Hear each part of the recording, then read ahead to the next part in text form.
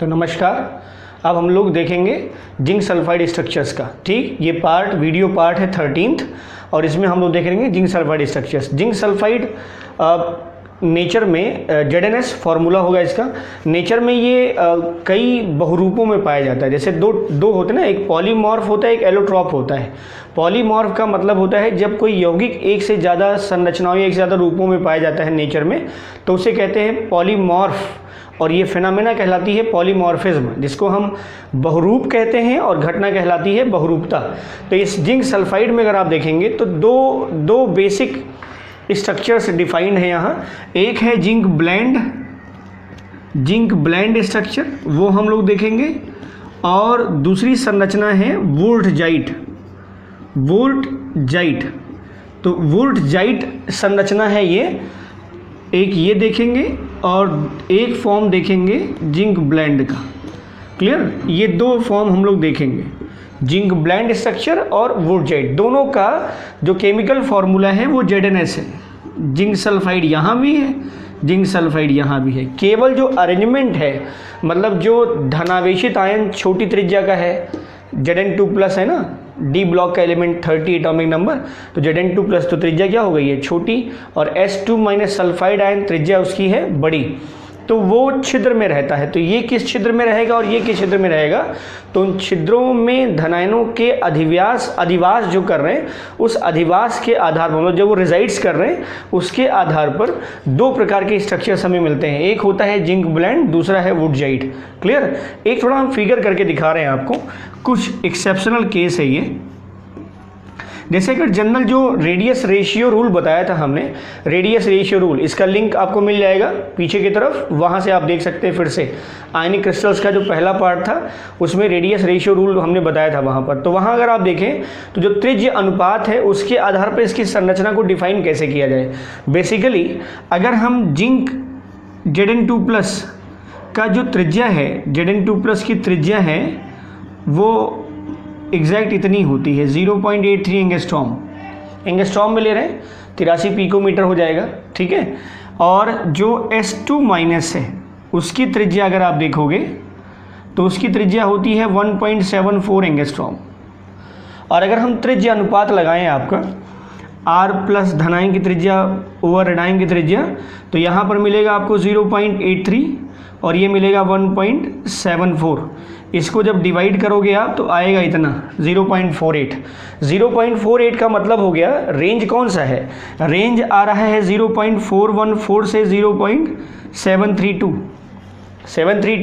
तो यहाँ पर कोऑर्डिनेशन नंबर इसके हिसाब से कितना आना चाहिए था, 66। जैसे ये NaCl टाइप का हो जाएगा ना, तो कोऑर्डिनेशन नंबर कितना आएगा, 66। मतलब जहाँ पर जो आयन है, धनावेशित आयन है, वो चतुष्फलकी छिद्र में अधिवास कर रहा है यहाँ पर, इस केस के आधार पे।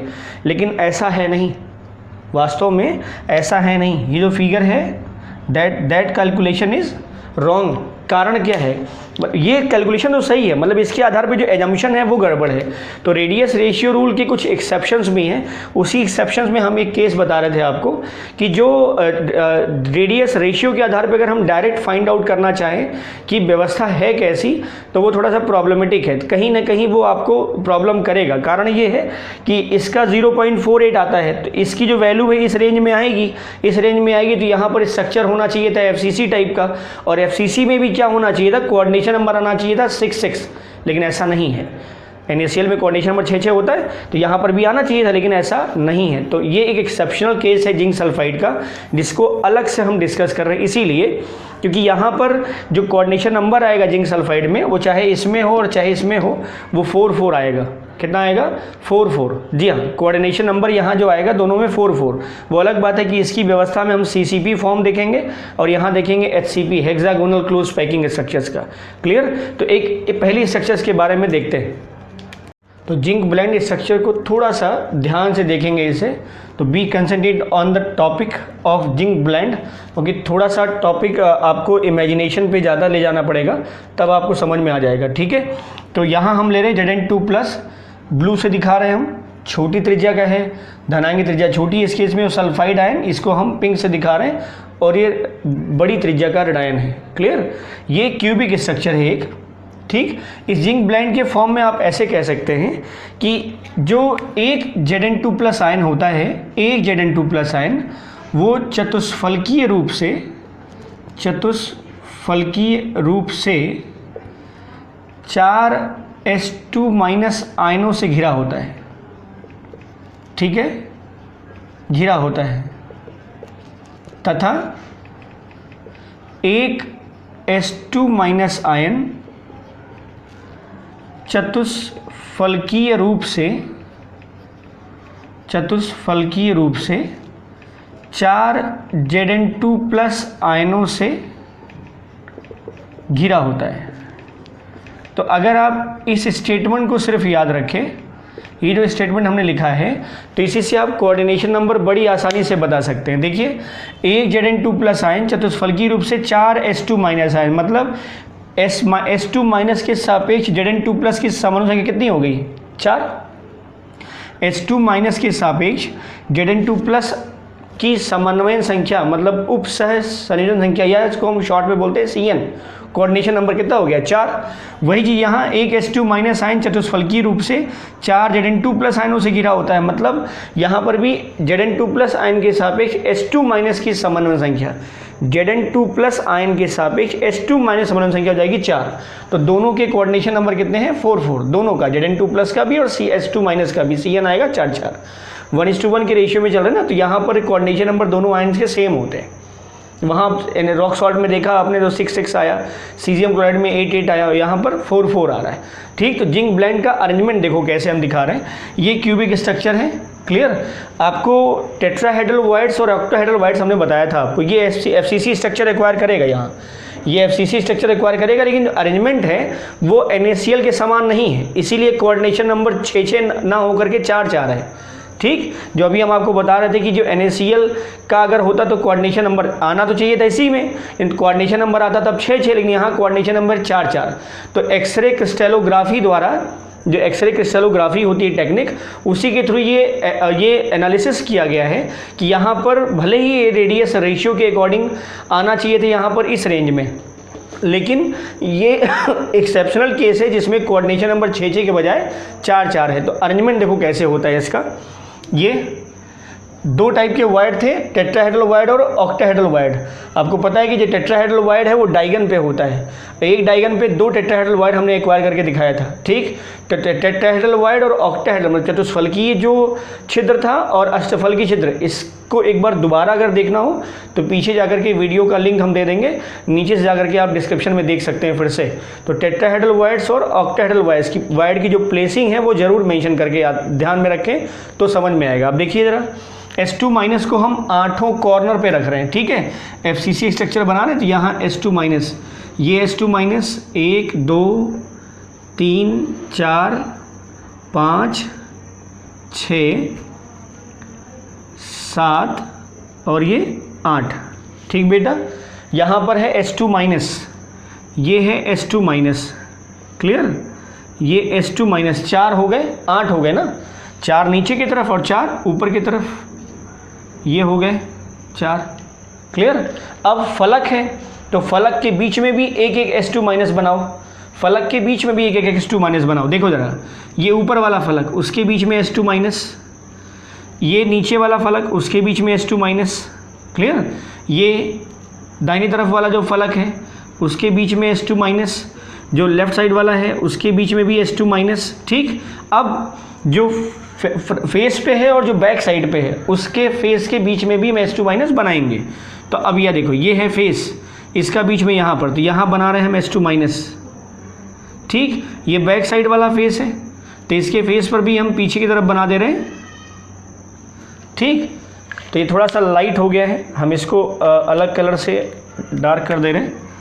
ये ध्यान से देखिए, 1 2 3 4 5 6 7 8 और ये ऊपर वाला 9 10, दाहिनी तरफ बाईं तरफ और ये पीछे की तरफ और ये सामने वाला, ये सब क्या है? H2- सल्फाइड आयन है, सब सल्फाइड आयन है बेटा, क्लियर। ये सब सल्फाइड आयन है, सब सल्फाइड आयन कवर करेंगे, सब सल्फाइड आयन है। तो FCC स्ट्रक्चर है, फलक के बीच में भी सल्फाइड आयन है और 8 कॉर्नर पर भी सल्फाइड आयन है। अब आप कैलकुलेट भी कर लेंगे अभी यहाँ से हम नंबर्स और इनके आयन्स भी, देखो ठीक बेटा, ये हो गया। अब इसका जो डाइगन है, 4 डाइगन होंगे, हम इसको पॉइंट कर देते हैं, ज़्यादा अच्छा रहेगा। इसको बोलते हैं A B C और ये D, ठीक। इसको कर देते हैं P, यहाँ से ले लो, P Q R और S, इधर ठीक है। ऊपर वाले फलक को हम नंबर दीजिए A B C D और नीचे वाले फलक को दीजिए P Q R S, इस तरह घूम रहे, क्लियर। अब इसका डाइगन देखो, A के सामने वाला डाइगन क्या होगा?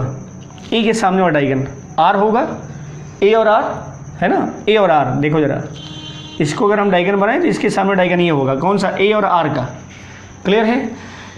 इसके C के सामने डाइगन कौन सा होगा? P वाला। C के सामने डाइगन कहाँ होगा? P का, यहाँ पर ऐसे जाएगा, क्लियर। अब B के सामने वाला डाइगन क्या होगा? S का। B के सामने वाला डाइगन S का, तो B के सामने वाला डाइगन हो जाएगा S का, होगा। और इस D के सामने डाइगन कौन सा होगा? Q का, तो Q D एक सामने आएंगे यहाँ पर, ये तो 4 डाइगन मिलेंगे। A के सामने एक A और R, एक डाइगन हो गया। एक डाइगन कौन सा हो गया? AR। दूसरा डाइगन कौन सा हो गया? P और C हो गया। तीसरा कौन सा हो गया? B और S हो गया। और चौथा कौन सा हो गया? D और Q, D और Q। इसको CP कर दो, इसको कर दो DQ, क्लियर। ये 4 डाइगन हैं। इस डाइगन में जिसका 3/4 पार्ट होगा, 3/4 4 डाइगन है। 4 डाइगन में जो अल्टरनेटिव 3/4 पार्ट, जैसे अगर हम बीच में करेंगे तो हाफ पार्ट हो गया ना, जैसे इतना हाफ, एक डाइगन का हाफ पार्ट, ये भी हाफ पार्ट। लेकिन अगर हम यहाँ मेंशन करना चाहते हैं यहाँ पर, तो इसका मतलब हो गया क्या? इस डाइगन का 3/4 भाग है, क्योंकि ये आधा है, ये भी आधा है। अगर हम पूरे डायग्राम को देखें तो ये इतना पोर्शन कितना है? 1/4, तो ये पूरा पोर्शन कितना है? 3/4। तो यहाँ पर जो है अल्टरनेटिवली यहाँ पर है एक Zn2 प्लस आयन, यहाँ पर AR के जो डायगन है उसके ऊपर की तरफ एक Zn2 प्लस आयन है, क्लियर। अब इसका दूसरा पार्ट देखो, इसके सामने वाला ये हो गया, और इसके अब B और S हम ले रहे हैं। B और S के नीचे की तरफ जो होगा वहाँ पर एक Zn2 प्लस आयन है। B और S के नीचे की तरफ एक Zn2 प्लस आयन है, क्लियर। अब एक और देखो, यहाँ पर C और P या C और P के बीच में जो डायगन आ रहा है C और P का, उसके नीचे की तरफ मतलब हम यहाँ दिखा रहे हैं 3/4 पार्ट पे है सब। यहाँ पर एक Zn2 प्लस आयन है, और अब आपका बचा है सिर्फ एक, और वो है DQ। तो D और Q के बीच में देखेंगे तो इसका जो 3/4 हिस्सा आएगा, मतलब यहाँ पर एक Zn2 प्लस आयन है, एक Zn2 प्लस आयन है, क्लियर। समझ में आई बात? तो हर डायगन के 3/4 पार्ट पर एक Zn2 प्लस आयन है पूरा का पूरा, जिससे वहाँ चतुष्फलकीय होल बन जाएगा, क्लियर। हम यहाँ एक फिगर दिखा रहे हैं आपको, यहाँ पर एक फिगर दिखा रहे हैं, आप ध्यान से देखिए इसमें। तो जो 8 कॉर्नर हैं वहाँ पर है S2 माइनस, और चारों डायगन के अल्टरनेटिवली 3/4 पोर्शन पर एक Zn2 प्लस आयन उपस्थित है, ठीक। 8 कॉर्नर पर S2 माइनस, चूंकि लैटिस पॉइंट वही बनाएगा, क्योंकि बड़ी त्रिज्या का ऋणायन है ना, तो वो लैटिस पॉइंट वही बनाएगा। यहाँ एक्सचेंज नहीं कर सकते, जैसे Na प्लस और Cl माइनस वाले में हम एक्सचेंज कर रहे थे, लेकिन यहाँ एक्सचेंज हम नहीं कर सकते। तो यहाँ पर हम लैटिस पॉइंट जो बन रहा है, उस लैटिस पॉइंट में अगर आप देखेंगे, इस पॉइंट पर लैटिस पॉइंट में अगर आप देखेंगे तो वहाँ है S2 माइनस, और चारों डायगन के 3/4 वाले पोर्शन पर Zn2 प्लस आयन है अल्टरनेटिव। मतलब अगर एक डायगन का ऊपर वाला 3/4 पार्ट कवर वहाँ पर Zn2 प्लस आयन है, तो दूसरा डायगन जा रहा है उसके नीचे वाले हिस्से पर, उसके इस वाले नीचे वाले हिस्से पर वहाँ पर Zn2 प्लस आयन है। अगर इधर वाले के ऊपर वाले हिस्से पर Zn2 प्लस आयन है, तो जो वहाँ से आएगा उसके नीचे वाले हिस्से पर Zn2 प्लस आयन है। मतलब अल्टरनेटिवली 3/4 पार्ट पर एक पूरा का पूरा Zn2 प्लस आयन उपस्थित है, जैसा फिगर में दिख रहा है, क्लियर। अब इसमें नंबर्स देख लेते हैं सीधे, इसमें नंबर देख लो। तो Zn2 प्लस आयन की संख्या तो ये तो सीधा सीधा है क्योंकि 1 2 3 4 ये है बेटा Zn2+ आयन, Zn2+ ये वाले चारों 1 2 3 4 जो ब्लू से दिख रहा है, और ये सब क्या है S2- आयन। ठीक, तो Zn2+ आयन की संख्या कितनी होगी 4, और S2- की संख्या अगर हम देखें तो यहाँ पर हो जाए कितना, हर कॉर्नर पर कितने हैं 1/8 S2-, तो 1/8 इंटू 8, ये S2- की बात हम कर रहे हैं, एक कॉर्नर पर 1/8 गुणे 8 प्लस हर फलक के बीच में भी है, तो हर फलक के बीच में मतलब 1/2, कितने फलक 6, तो यहाँ पर हो गया, यहाँ से मिलेगा 1, कॉर्नर से मिलेगा हमें 1 सल्फाइड आयन, और फेसेस से मिलेगा हमें 3 सल्फाइड आयन, तो कुल कितने हो गए 4 सल्फाइड आयन। तो ये हो गया 4 Zn2+ आयन और 4 हो गया सल्फाइड आयन। तो इकाइयों की संख्या कितनी हो गई, इकाइयों की संख्या हो गई 4 Zn2+ और हो गया 4 सल्फाइड आयन, तो मतलब 4 ZnS। इसी में इनका कोऑर्डिनेशन नंबर भी देख लो, तो कोऑर्डिनेशन नंबर हमने शुरू में यही बता दिया आपको, यही इसी केस में यहीं पर देख लो कोऑर्डिनेशन नंबर Zn2+ 4 आएगा, 4 मतलब Zn2+ का कोऑर्डिनेशन नंबर S2- के सापेक्ष तो 4 आएगा, और S2- का कोऑर्डिनेशन नंबर Zn2+ के सापेक्ष कितना आएगा 4। क्लियर? ओके, तो अगला है वुर्टजाइट स्ट्रक्चर। ठीक है, वुर्टजाइट का फॉर्मूला भी वही है, जिंक सल्फाइड ZnS। क्लियर?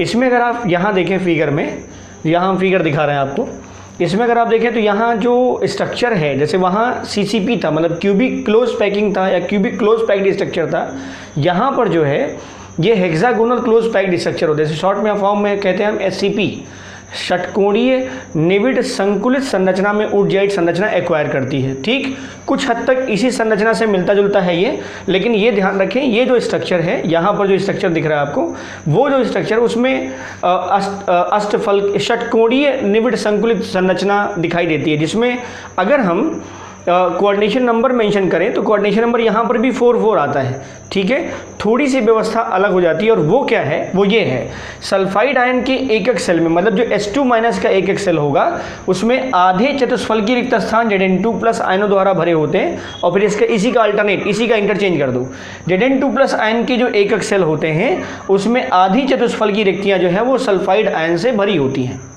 ठीक है, इतना जो सल्फाइड आयन का एक सेल होगा उसमें जो चतुष्फलकीय रिक्तियों का आधा हिस्सा होगा वो Zn2+ आयनों द्वारा भरा होता है, और Zn2+ आयनों के जो एक सेल होंगे उसमें जो चतुष्फलकीय रिक्तियों का जो आधा हिस्सा होगा वो S2- आयनों द्वारा भरा होता है। इस बिहाफ पर इसके कारण जो है दोनों आयनों के समन्वय संख्या हो जाते हैं 4, नंबर भी वही आएगा 4 ZnS, कैलकुलेशन भी सेम है, जैसे यहाँ पर Zn2+ आयनों की संख्या 4 Zn2+ और S2- संख्या 1/8 इंटू 8 प्लस 1/2 इंटू 6, तो ये फेस के बीच में नंबर ऑफ फेसेस, ये कॉर्नर पे नंबर ऑफ कॉर्नर, तो 1 + 3 = 4 S2-। तो वुर्टजाइट में भी जो इकाइयों की संख्या होती है वो होती है 4 Zn2+ और 4 S2- मीन्स 4 जिंक सल्फाइड के अणु हो गए 4। अब ये वुर्टजाइट का पावर पॉइंट प्रेजेंटेशन है ये, अगर इसे ध्यान से देखें आप तो इसमें जो स्ट्रक्चर दिख रहा है वो जो येलो कलर का है वो सल्फाइड आयन है, और जो ग्रे कलर का दिख रहा है आपको वो जिंक Zn2+ आयन है। इसमें अगर आप देखें तो हर सल्फाइड आयन 4 जिंक आयन से और 1 जिंक आयन 4 सल्फाइड आयन से अटैच है। अब अगर इसमें देखें तो इसका जो स्ट्रक्चर मिल रहा है हमें वो SCP टाइप का है, मतलब हेक्सागोनल क्लोज पैक्ड स्ट्रक्चर है इसमें, जो कि दिख रहा है आपको सामने 6, और इसका 6 आर्म्स हैं इसमें, और इसमें अगर आप देखें तो जो इसका ट्रांसपेरेंट स्ट्रक्चर है वो साफ दिखाई दे रहा है कि इसमें हेक्सागन स्ट्रक्चर्स मिलेगा, मतलब षटकोणीय निविड संकुलित संरचना मिलेगी। और अगर इसका होल स्ट्रक्चर बनाए, इसका जो पूरा डायमेंशन का स्ट्रक्चर अगर हम बना रहे हैं तो उसमें हर जो जिंक आयन होगा वो 4 सल्फाइड से, और जो सल्फाइड आयन है वो 4 जिंक आयन से अटैच है। अब इसके दूसरे स्फीयर का ऊपर का स्ट्रक्चर अगर आप देखें तो यहाँ पर भी हमें उसी टाइप का अरेंजमेंट दिखता है जैसा कि नीचे हमें दिख रहा था। ठीक है, ये जिंक सल्फाइड अर्थात वुर्टजाइट का स्ट्रक्चर है ये।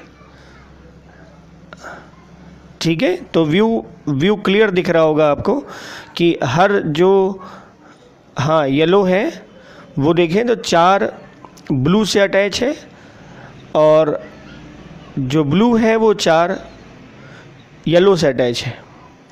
तो कोऑर्डिनेशन नंबर Zn2+ के लिए भी आ जाता है 4 और S2- मतलब सल्फाइड आयन के लिए भी हो जाता है 4। क्लियर।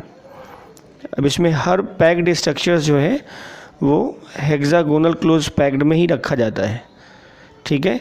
और ये पॉलीमॉर्फ है, जी हाँ पॉलीमॉर्फ है जिंक ब्लेंड का। तो this is the PPT for wurtzite. Okay, thank you. तो अब हम लोग जिंक ब्लेंड और वुडजाइट दोनों के रासायनिक सूत्र तो वही हैं ZnS, लेकिन दोनों के गुणों में हम एक कंपैरेटिव स्टडी कर लेते हैं, ठीक है।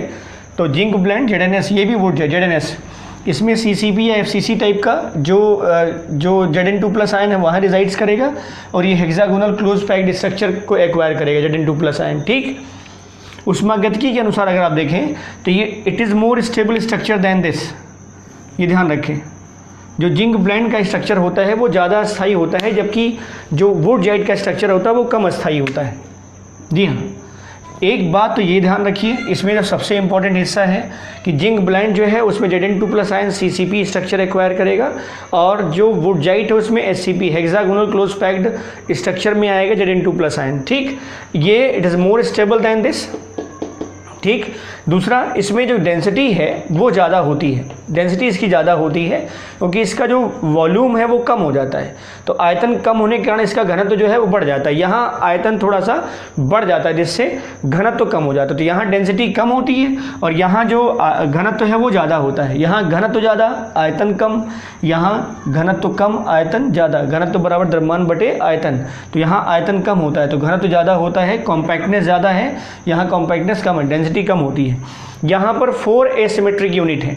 अगर आप ध्यान से देखें जिंक ब्लेंड वाला जो स्ट्रक्चर हम दिखा रहे थे आपको, तो वहाँ 4 एसिमेट्रिक यूनिट होती है और यहाँ चूंकि हाफ हाफ होते हैं तो इसलिए बोलते हैं 2 एसिमेट्रिक स्ट्रक्चर्स, क्योंकि इसमें एक क्यूब के अलावा बगल वाला क्यूब जो एक यूनिट है उसके बगल वाली यूनिट को जब आप कंपेयर करेंगे तब जाकर के आपको पूरे ZnS के नंबर्स मिलेंगे, मतलब जिंक सल्फाइड के नंबर्स मिलेंगे जिसमें 4 आएगा यूनिट, क्योंकि एक Zn2+ आयन 4 H2- आयन से गिरा होगा और एक H2- आयन 4 Zn2+ आयन से गिरा होगा। तो कोऑर्डिनेशन नंबर सेम होगा, लेकिन चूंकि इसमें जो अरेंजमेंट है वो थोड़ा बदला होता है, इसीलिए वॉल्यूम बढ़ जाता है और डेंसिटी घट जाती है। और इसमें 2 एसिमेट्रिक यूनिट्स होती हैं और इसमें 4 एसिमेट्रिक यूनिट्स होती हैं। कुछ और एग्जांपल देख लो जो इस स्ट्रक्चर को फॉलो करेगा। Cuprous chloride, cuprous bromide, cuprous iodide, silver iodide, ध्यान रखना ये भी और वहाँ भी टेम्परेचर बेस है वो, यहाँ पर भी वहाँ पर भी दोनों जगह है। और ये है बेरिलियम सल्फाइड। तो ये स्ट्रक्चर्स किसके हो गए? जिंक ब्लेंड के। यहाँ देखो ये AgI अमोनियम क्लोराइड और अमोनियम ब्रोमाइड का स्ट्रक्चर हम आपको बता चुके हैं इसके पहले भी। यहाँ देखिए बाब, ये सिल्वर आयोडाइड है और ये अमोनियम फ्लोराइड और ये एल्युमिनियम नाइट्राइड, ये स्ट्रक्चर फॉलो करते हैं वुडजाइट। क्लियर? तो this is about your zinc blende and wurtzite structure. Their coordination number is 4 and they follow different two type of polymorph, FCC or SCP. Thank you for watching.